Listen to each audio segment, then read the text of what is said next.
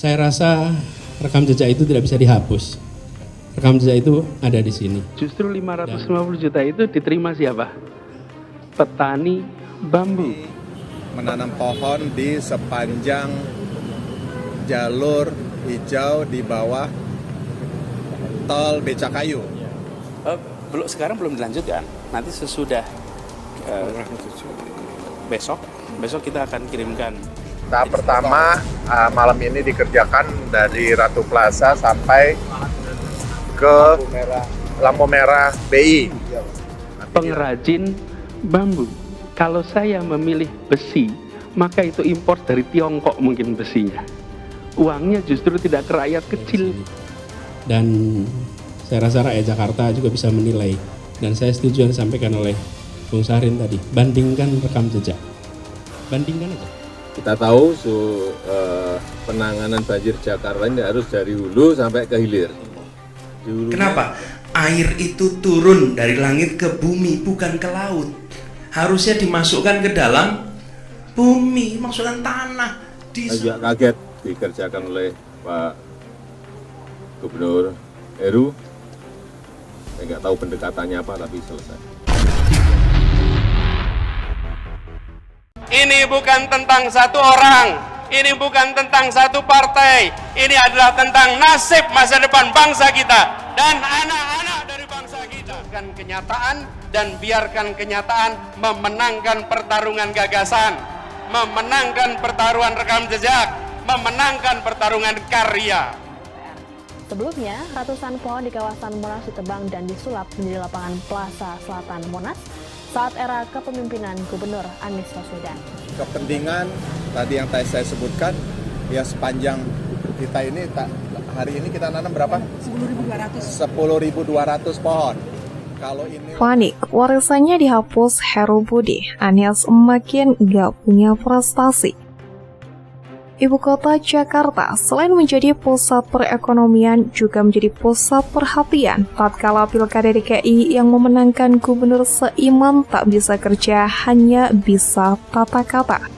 Gubernur yang memiliki julukan gak benar ini juga seringkali diketahui dalam menata kota. Bagaimana tidak, 5 tahun menjabat Anies hanya memiliki sampah bambu getah-getih.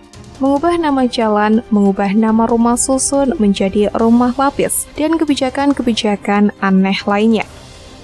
Tidak ada pembenahan yang signifikan tatkala Anies menjabat demi mempertahankan egonya yang mengatakan bahwa air turun dari langit dimasukkan ke tanah. Anies ogah membenahi kali yang menjadi sumber utama dari banjir. Melihat hal ini, PJ Gubernur DKI Jakarta yang baru, yakni Heru Budi, kerap bersih-bersih sampah warisan dari Anies. Pembenahan mulai dilakukan hingga tata kota Jakarta mulai digerakkan. Namun rupanya Anies mulai khawatir melihat langkah bersih-bersih yang dilakukan Heru Budi. Ex-Gubernur DKI Jakarta Anies Baswedan akhirnya turut merespon sejumlah manuver yang dilakukan oleh Heru Budi Hartono. Dirinya agak pusing melihat sejumlah rekam jejaknya dihapus oleh pejabat yang ditunjuk untuk mengisi posisinya tersebut di DKI Jakarta. Anies berdalih rekam jejak yang telah dimilikinya telah tertanam dalam ingatan masyarakat. Dengan begitu, tidak mungkin dihapus oleh siapapun. Saya rasa rekam jejak itu tidak bisa dihapus. Rekam jejak itu ada di sini, dan saya rasa rakyat Jakarta juga bisa menilai. Kata Anies usai deklarasi relawan Amanat Indonesia di Tenis Indoor Senayan, Jakarta Pusat, Minggu 7 Mei. Selain itu, ia meminta masyarakat untuk membandingkan rekam jejaknya dengan lawan politiknya nanti saat Pilpres 2024. Ia meyakini sudah menorehkan capaian positif yang lebih unggul. Bandingkan rekam jejak, bandingkan saja. Kalau seseorang dibandingkan dengan kesempurnaan, pasti dia tidak sempurna, ujarnya. Tapi bandingkan satu dengan lainnya, rekam jejaknya, rekam gagasannya, rekam karyanya, dan itu yang kami tawarkan, tambahnya. Lebih lanjut, ia tidak berbicara panjang lebar soal anggapan Heru Budi menghapus warisannya. Ia meyakini Heru Budi memiliki berbagai pertimbangan dalam menjalankan segala kebijakan sebagai PJ Gubernur DKI. Jawaban Krisa Anies yang sok tenang adalah kamuflase dari sikap paniknya Anies karena prestasi abal-abal Anies mulai dibersihkan Heru Budi.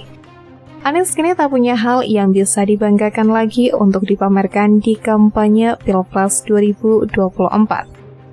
Lalu, apa saja yang dilakukan Heru Budi Hartono hingga membuat Anies gerak?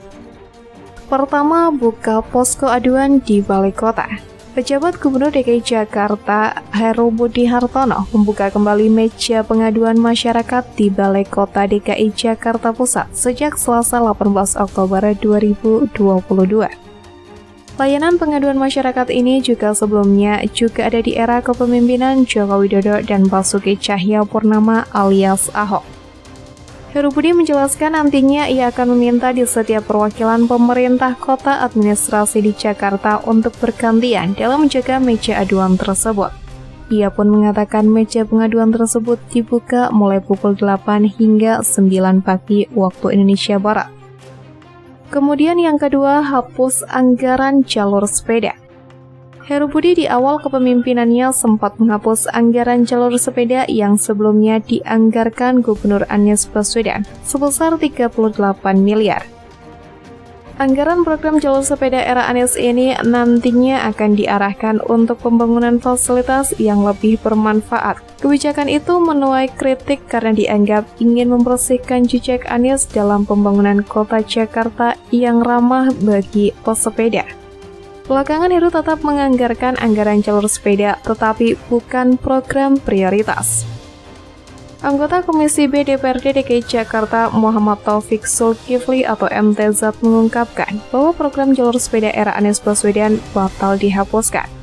Taufik menyebutkan warisan Anies tersebut masih mendapatkan anggaran sebesar 7,5 miliar pada tahun 2023, meskipun angka tersebut turun dari usulan anggaran sebelumnya sebesar 38 miliar. Lebih lanjut, yang ketiga, tidak pakai TGUPP Anies Baswedan. PJ Gubernur DKI Jakarta Heru Budi Hartono mengungkapkan bahwa dirinya lebih ingin mengoptimalkan dinas-dinas terkait ketimbang membentuk tim gubernur untuk percepatan pembangunan atau TGUPP. Kendati begitu, menurutnya adanya TGUPP bisa dikatakan bagus, akan tetapi ia mengatakan lebih ingin memaksimalkan peran Satuan Kerja Perangkat Daerah atau SKPD yang ada di Pemprov DKI Jakarta.